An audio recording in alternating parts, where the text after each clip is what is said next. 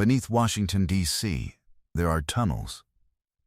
There are always tunnels beneath a city that old, that powerful, that paranoid.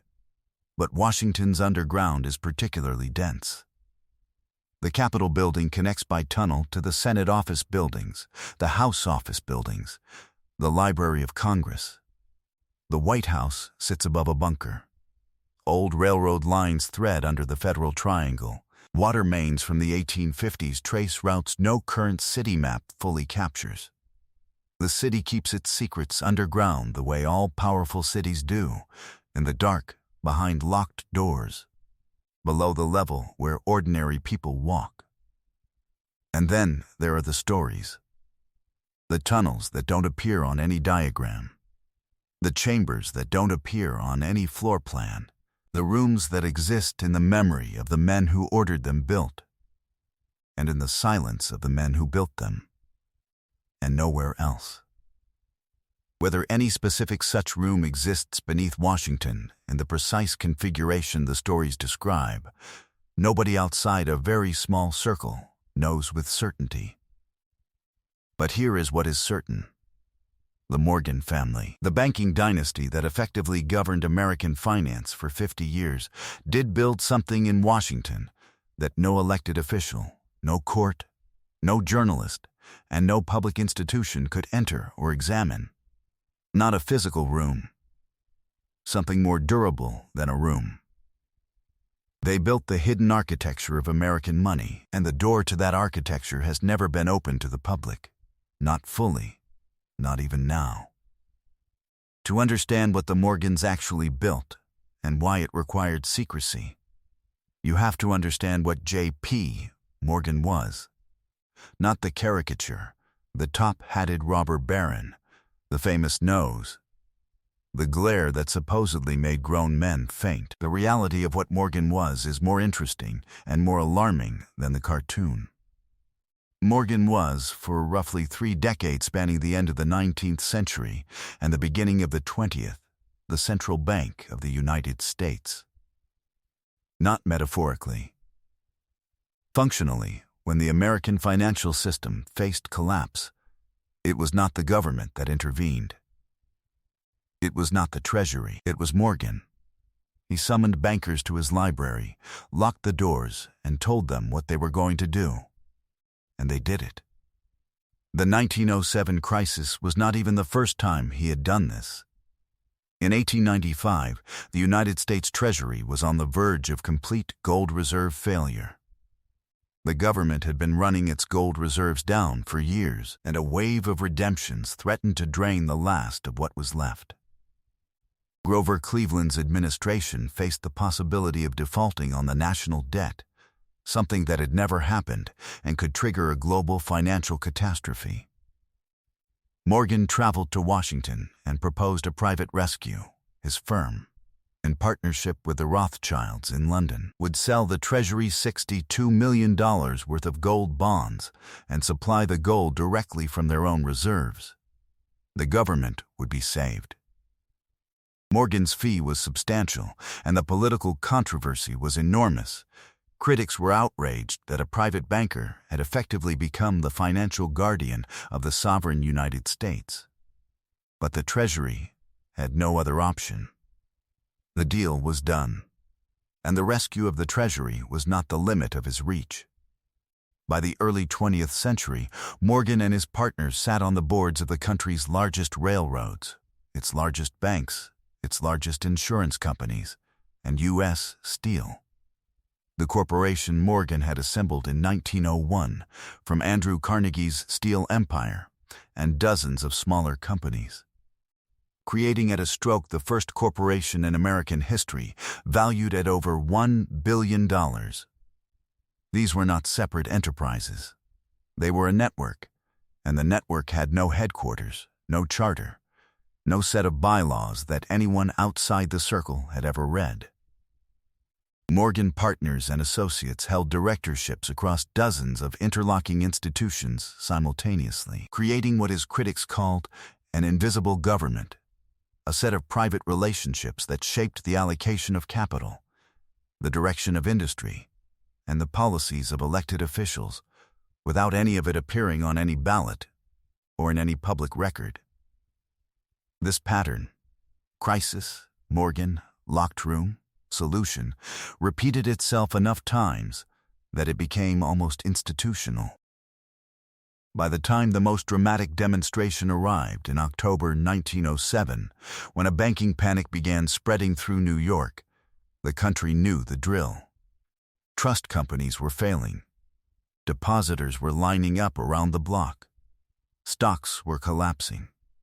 The American financial system was hours from total seizure.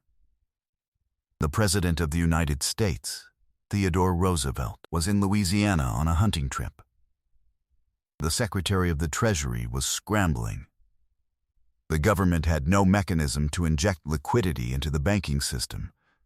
No lender of last resort, no central bank. What it had was Morgan.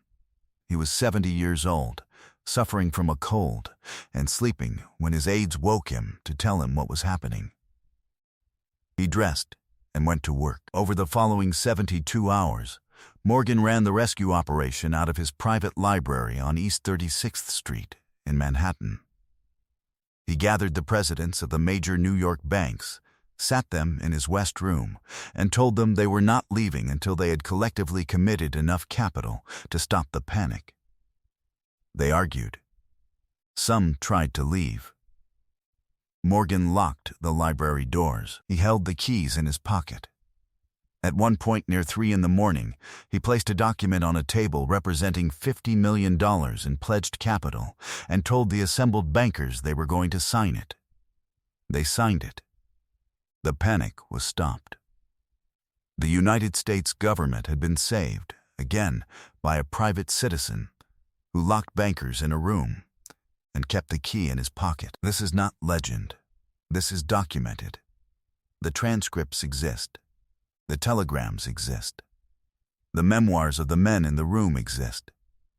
The Panic of 1907 is one of the most thoroughly documented financial crises in American history, and the story it tells is unambiguous.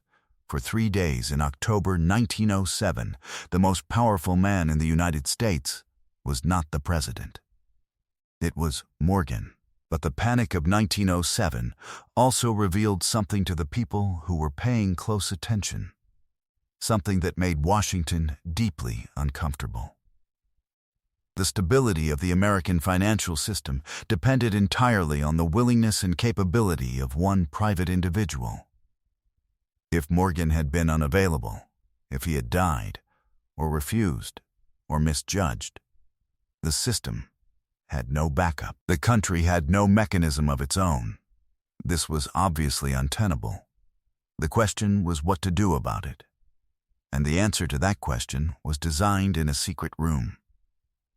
In November of 1910, a private railway car left Hoboken, New Jersey, on a trip whose destination and passenger list were both kept strictly secret.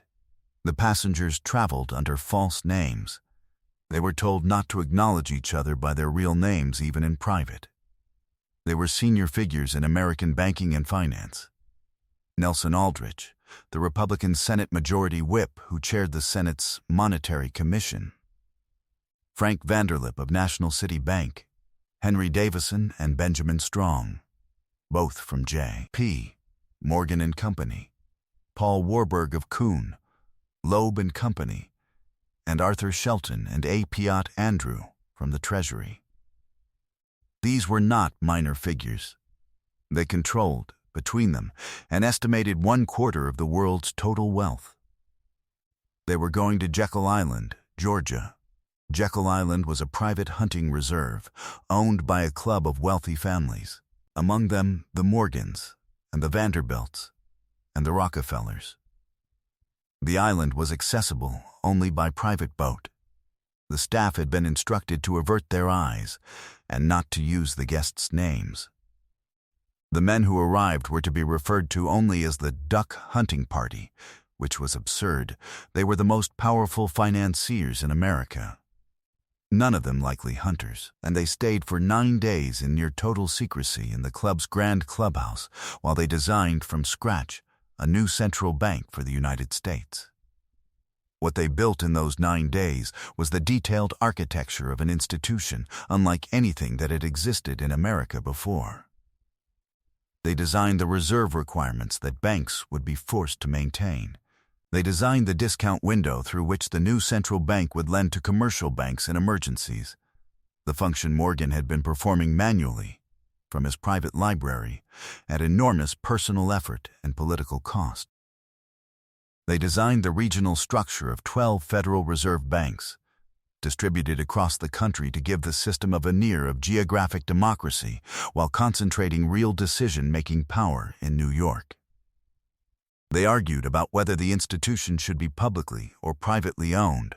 Warburg and Aldrich disagreed sharply on this and produced a hybrid that satisfied neither purist position but gave the private banking system more effective control than it had ever held through any explicitly public mechanism.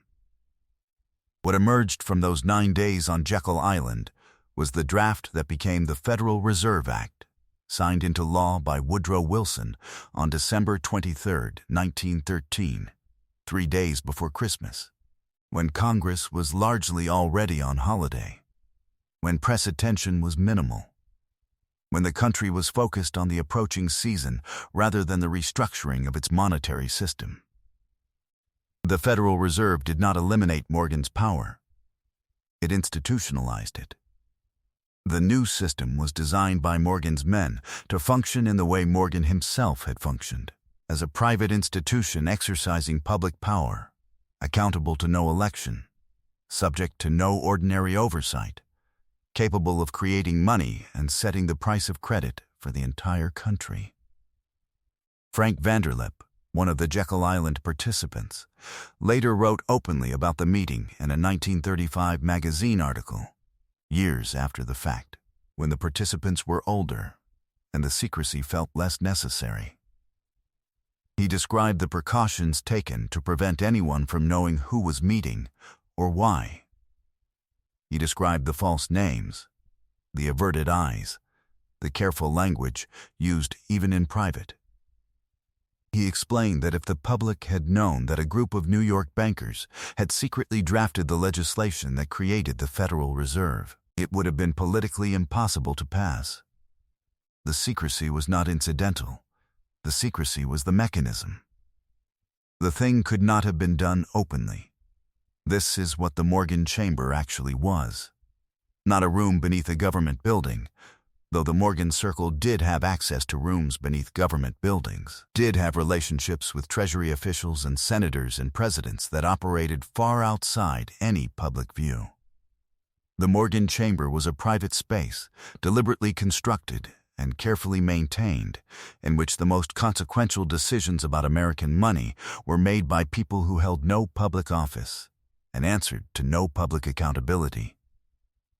Jekyll Island was one such space. The Morgan Library during the 1907 panic was another.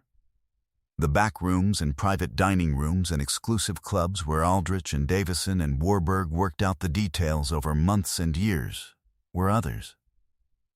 The Morgans understood something that has remained true in every era of concentrated financial power. The most important decisions are made in rooms that don't appear on any map, not because the people making them are villains in the conventional sense, though some of what they built served their interests in ways the public would never have approved, but because the decisions themselves were too complex, too technical, too dependent on the specific knowledge held by a small number of people to survive public deliberation intact. A committee of senators could not have designed the Federal Reserve. It required people who understood international currency flows, bank reserve ratios, the mechanics of the London money market, the relationship between gold reserves and credit expansion. The only people who understood all of that were the people who had spent their careers in private finance, and private finance, by its nature, operates in private. There's an architectural dimension to this story that's easy to miss but worth examining. The Morgan Library in New York, the actual physical building, is a genuine case study in the aesthetics of hidden power. Morgan hired the architect Charles McKim to design it, and McKim delivered something that looked, from the outside. Like an Italian Renaissance palace, austere, classical, impenetrable, inside, Morgan's private study was lined with red damask. His personal vault, where he kept his manuscripts and correspondence and rare books, was a steel-doored chamber behind the study, accessible only to him. When the Library of Congress asked to catalog Morgan's collection for scholarly access, he declined. When researchers requested access to specific documents, he declined. The vault was his. What was in it was his. The knowledge it contained moved from private to public on no timeline except his own. The same McKim, of the firm McKim, Mead and White, was the lead architect behind the 1902 Macmillan Plan, the most ambitious redesign of Washington, D.C. since L'Enfant's original. The plan that gave the National Mall its current configuration, that established the sightlines and monuments and public spaces that define the capital today.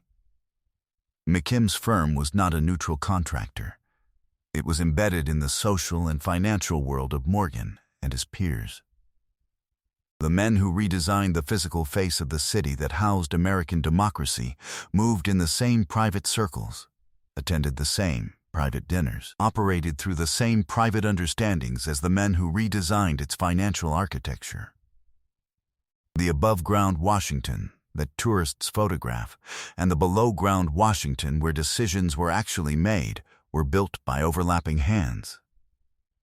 When Morgan died in Rome in March of 1913, his will directed that his library and much of his collection be made available to the public. Eventually, his son, J. P. Morgan, Jr., oversaw the transition over subsequent years. But even then, the most sensitive of Morgan's personal and financial papers were withheld, reviewed, curated. The history that became public was the history the family chose to release. The history that remained private, the correspondence, the memoranda, the documented record of conversations and agreements and calculations that had shaped the American financial system for a generation, passed through the family's hands before it passed through historians.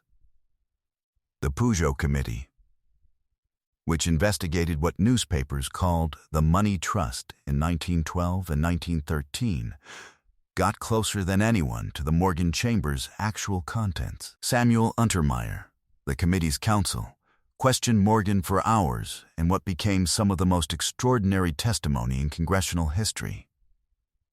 What the committee documented was staggering in its scope. A network of 180 interlocking directorships held by Morgan Partners and Associates across 34 banks, insurance companies, transportation lines, and industrial corporations, institutions with combined resources of over $22 billion, at a time when the entire federal budget ran to under $1 billion. That was the web, not a conspiracy scrawled on a map, but a set of personal relationships and shared interests so dense and so intertwined that separating Morgan's private decisions from American public policy was essentially impossible. Untermeyer asked Morgan directly about the concentration of financial power in his hands.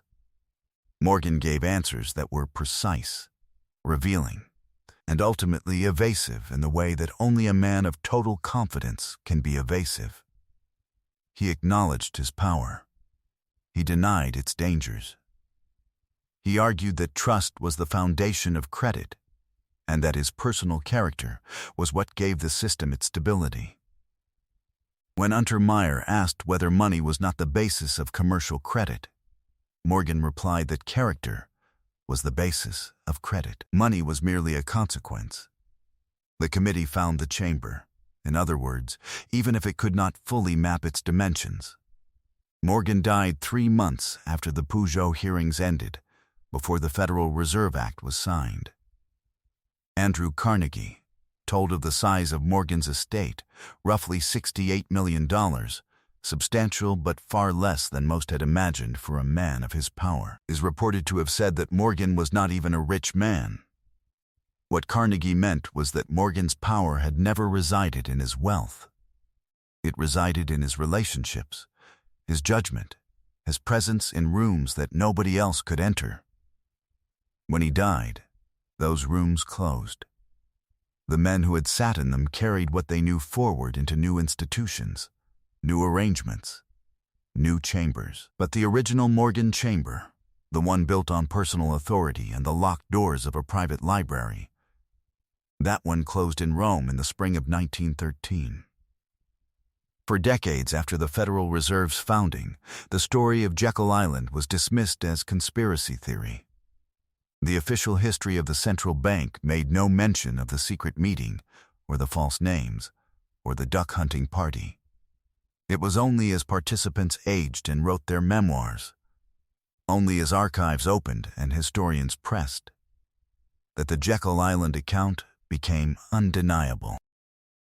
The Federal Reserve itself did not formally acknowledge the meeting as the drafting session for the original legislation until well into the 20th century, long after everyone directly involved had died.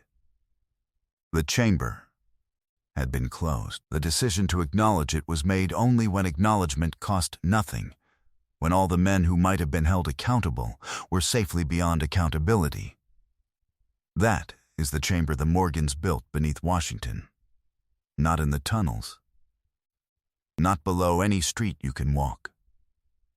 In the structure of the system itself, where the decisions live that nobody votes on, that nobody elected, that move through the machinery of the economy the way water moves through underground pipes, invisible, essential, and impossible to access without the key. The key has never been made public. It probably never will be.